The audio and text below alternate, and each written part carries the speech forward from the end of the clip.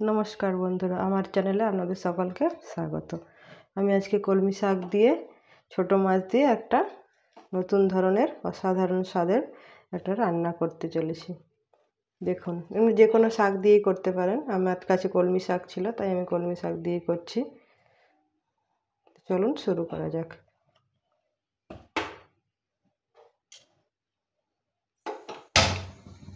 কড়াই বসিয়ে নিলাম। প্রথমে শাকটাকে সেদ্ধ করে নিতে হবে, তার জন্য কড়াইয়ে দিয়ে দিচ্ছি।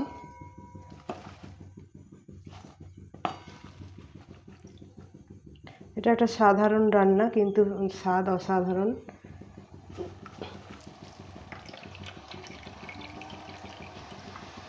এটা যদি পাতে থাকে আর কোনো কিছুর দরকার নেই, এটা দিয়ে ভাত খাওয়া হয়ে যাবে। খুবই সুন্দর লাগে, একবার বানিয়ে দেখতে পারেন। শাকটা আমি ভালো করে কেটে ধুয়ে রেখেছিলাম। এটা খেটা শাক দিয়েও হয়, পাট শাক দিয়েও হয়, কুনকা শাক দিয়েও হয়, কিন্তু আমি আজ কলমি শাক দিয়েই করছি। আপনারা যে কোনো শাক দিয়ে করতে পারেন।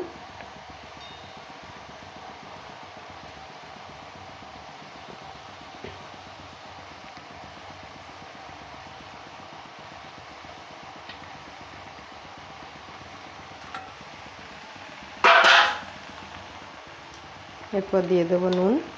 নুনটা একটু এখন অল্প পরিমাণেই দিতে হবে, কারণ শাকটা কমে যাবে, তো তখন বোঝা যাবে না, বেশি নুন হয়ে যাবে।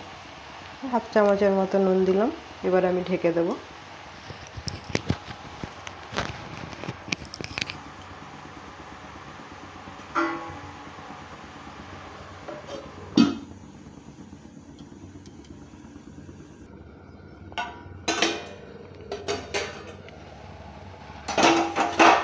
শাকটা সেদ্ধ হয়ে গেছে।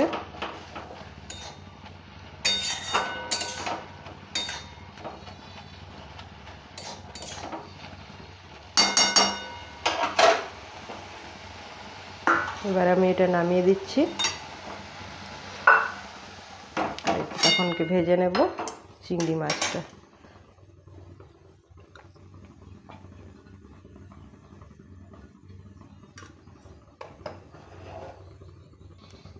তেলটা গরম হয়ে গেছে। আমি চিংড়িগুলো ছাড়িয়ে ভালো করে একটু ছোট ছোট করে কেটে নিয়েছি।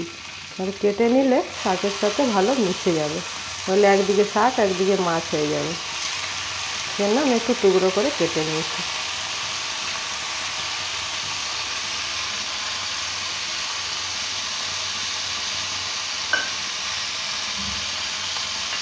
সেটা আপনারা যে কোনো ছোটো মাছ দিয়েও করতে পারেন, বা কুচো চিংড়ি দিয়েও করতে পারেন, কিন্তু আমার এই বড় চিংড়িটা দিয়ে বেশি ভালো লাগে, সেজন্য আমি এইভাবেই করি। এই চিংড়িটার স্বাদটাই একটু আলাদা। যেতে যাতেই দেবেন সেটারই স্বাদ পাল্টে দেবে একদম।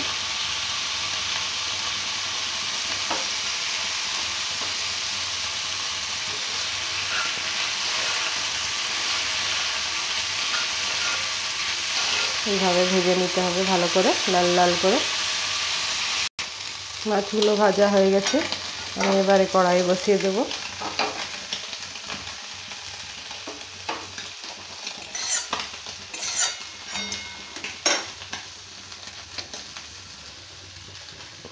এর মধ্যে দিয়ে দেবো এবারে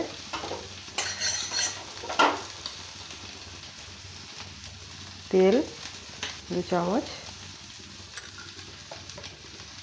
এই রসুন থেতো করে রেখেছি, রসুন দিয়ে দেব। আপনাদের যেমন শাক থাকবে সেই পরিমাণে দেবেন। তো ভালো করে একটু ভেজে নিতে হবে।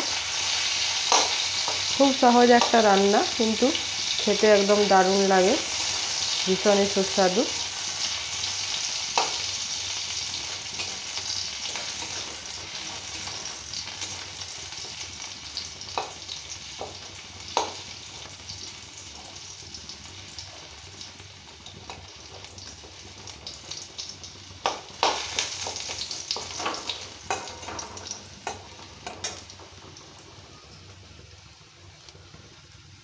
এরপর দিয়ে দেবো একটু শুকনো লঙ্কা,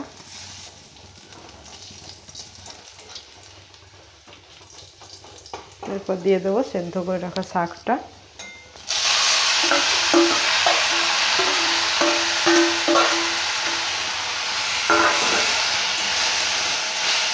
ভালো করে নেড়ে চেড়ে নিতে হবে। এর মধ্যে দিয়ে দেবো ভেজে রাখা চিংড়িগুলো।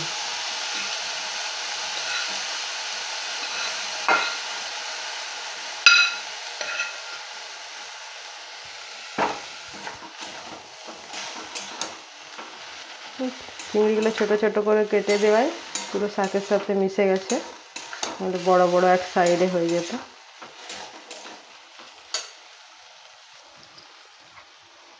এরপরে দিয়ে দেবো 1 চামচের মতো জিরে গুঁড়ো, একটু লঙ্কা গুঁড়ো,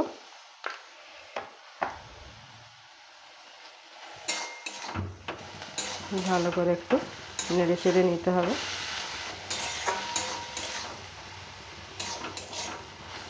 এইভাবে রান্না করে দেখবেন, যারা শাক খেতে পছন্দ করে না তারাও খেয়ে নেবে।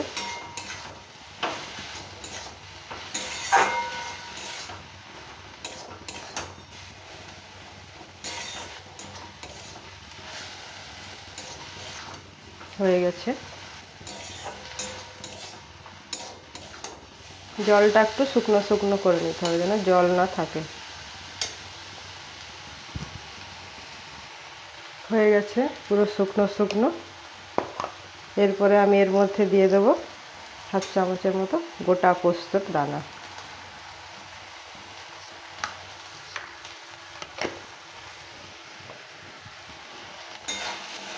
এটা নেড়ে চেড়ে একটু ভাজা ভাজা করে নিতে হবে, তাহলেই হয়ে গেল আমার। এবার আমি গ্যাস অফ করে দেবো।